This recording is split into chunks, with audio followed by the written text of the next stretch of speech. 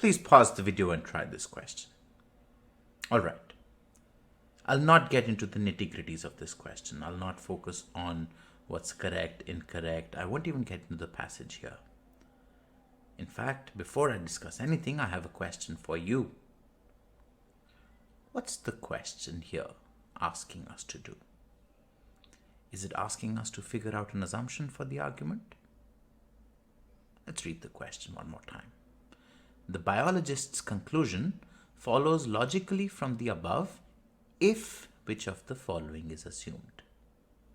If which of the following is assumed. So, whatever the correct answer is, if that were assumed, then the conclusion should follow logically. Does that mean the correct answer would need to be a conclusion? Actually, no. It would need to be some statement that is enough to make the argument above absolutely logical, right? If I assume that statement, if that statement were assumed, then the conclusion should follow logically. Does not mean that we're looking for an assumption here. All right, let's take a look at this simplistic example. John is taller than 6 feet, therefore John can play basketball. That's the argument. What's the main point? John can play basketball. What's the basis? That he's taller than 6 feet. I'll let you think about the underlying assumption in this argument yourself. Let's move on to the question. The conclusion above follows logically from what's given before if which of the following is assumed. The same language that we saw in the biologist example. If which of the following is assumed. Let's go through the answer choices now. If this were assumed, everyone taller than 5 feet can play basketball.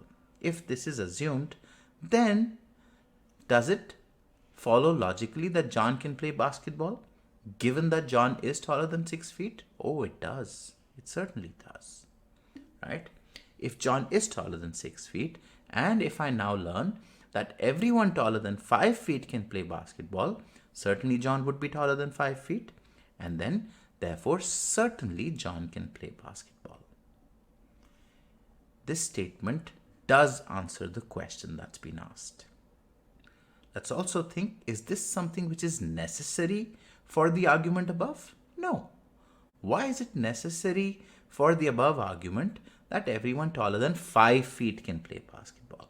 All we can say for sure is the author has assumed that anyone taller than 6 feet can play basketball. We can't say that this is what the author has assumed. Yet, for this particular question, statement 1 would actually be correct. Let's look at the second statement. Everyone taller than 6.5 feet can play basketball. Let's evaluate two things. One, if this is assumed, then does the conclusion follow logically? If it is assumed that everyone taller than 6.5 feet can play basketball, and we are given that John is taller than 6 feet, then does it follow logically that John can play basketball? Actually, no. Because John could very well be between 6 and 6.5 feet. So we can't say. The conclusion does not follow logically. Let's answer another question. Is this statement, statement 2, a necessary assumption for the argument above? Actually, yes. For the argument above, the underlying assumption that the author is making is that anyone taller than 6 feet can play basketball. So a subset of that would be anyone taller than 6.5 feet can play basketball, right? Anyone taller than 6.5 feet would anyway be taller than 6 feet. So this statement is the subset of the assumption that the author is making. This is an assumption as well. The second statement is necessary for the argument. It's not enough to make the conclusion logical. So it is an assumption, but it doesn't answer the question that's been asked. The first one is not an underlying assumption. However, it would be the correct answer for this particular question. Hope that made sense.